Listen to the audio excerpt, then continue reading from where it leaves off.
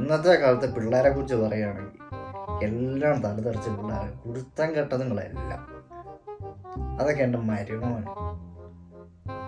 ഇത്ര സൽസ്വഭാവിയായ ഒരു പയ്യൻ ഞാൻ കണ്ടതിൽ വെച്ച് ഏറ്റവും നല്ലൊരു പയ്യൻ. എൻ്റെ മകളുടെ അനുഗ്രഹമാണ് പയ്യൻ.